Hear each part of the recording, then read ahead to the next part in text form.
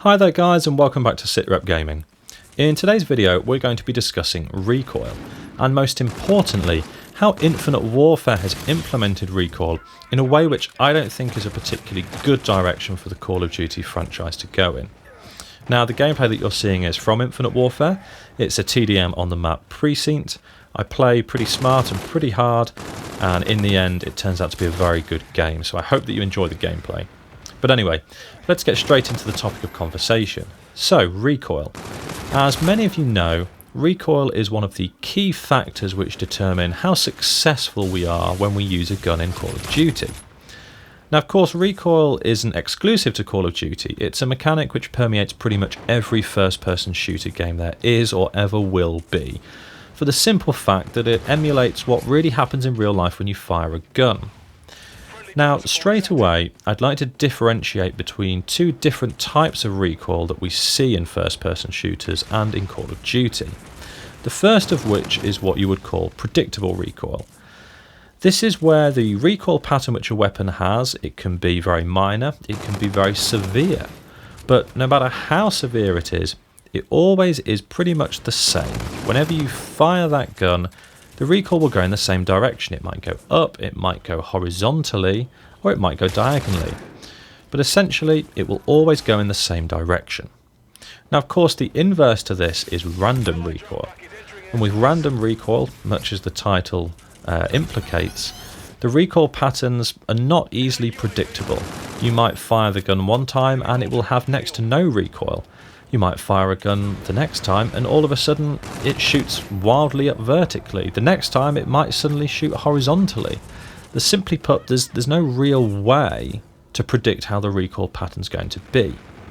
Now, when I look back over Call of Duty titles from the past, most guns traditionally, and when I say most guns there's always exceptions, but the large majority of weapons have had predictable recoil patterns. As I've just said, that is to say that when you use the gun consistently, every gunfight, the recoil will generally go in the same direction. So good examples of this would be to take, say, the AK-47 from Call of Duty 4. Yes, it has quite severe vertical recoil, but it's always vertical. There's never anything else. You're not surprised anytime you fire that weapon. If you have the gun skill, you will always be able to counteract the AK-47 recoil. Similarly, take a gun such as the Man of War from Black Ops 3. Much like the AK-47, it has very predictable, yet severe, upwards recoil.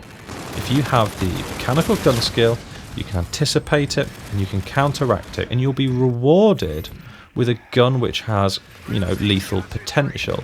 Now, of course, that leads into the fact that recoil is a key way of balancing weapons against each other in any of the given weapon classes, such as ARs or SMGs. Recoil is simply another property such as fire rate, range and damage that is used to balance weapons against each other. So generally weapons which have higher recoil will be counteracted with having a faster fire rate, something to reward you if you can master that recoil. So as I said, generally Call of Duty has had predictable recoil patterns in the past. However, one of the things that I've noticed with Infinite Warfare, and it's not to the game's credit, is that it's introduced a, should we say, higher than proportionate amount of weapons with more random recoil than we've seen in past Call of Duties. And this really concerns me.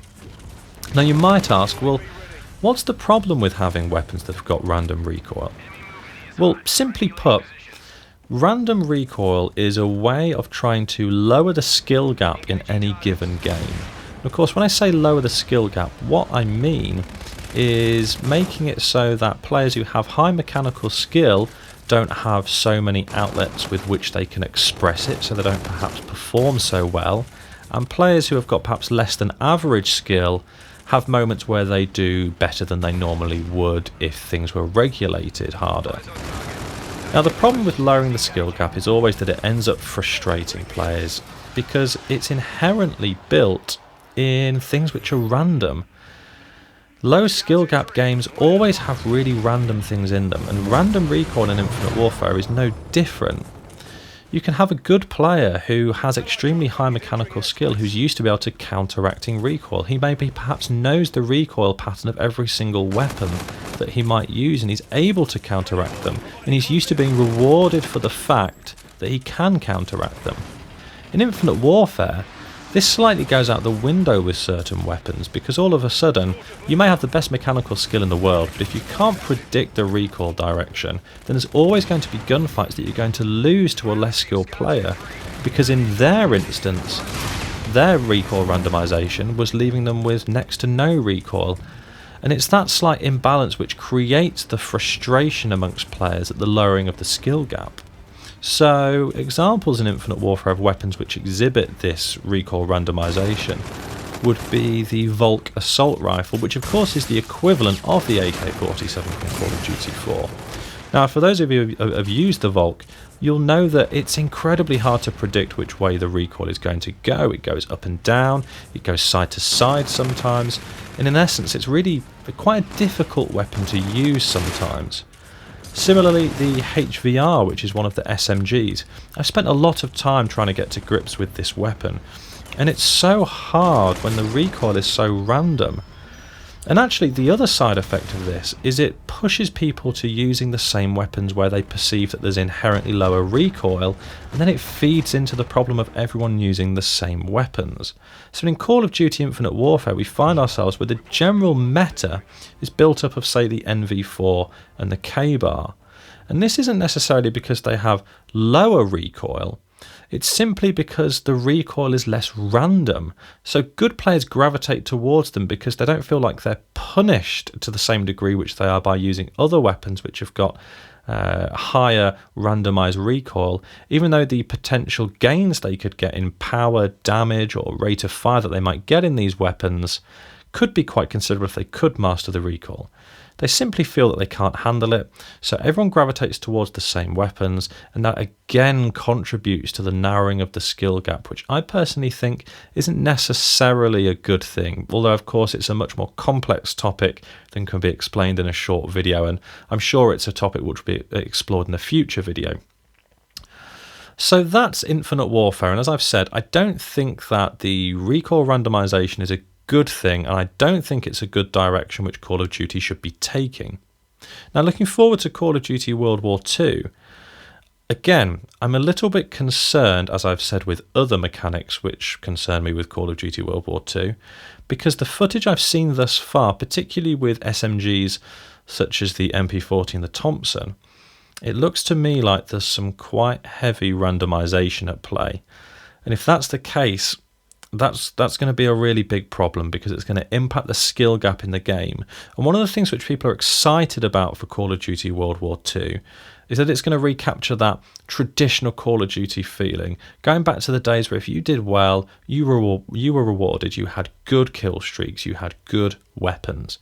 So recoil randomization is a real threat to Call of Duty World War II. And I'm looking forward to playing the beta and getting a feel for it myself, because I'm praying to God, to be quite honest, that there's proper recoil patterns in there. There's patterns which people with high mechanical skill can control, and essentially it's going to ensure that there's a good skill gap, that people who can be good at the game are allowed to be good at the game. They're not punished with randomization. But anyway, I'm not going to jump to conclusions with that.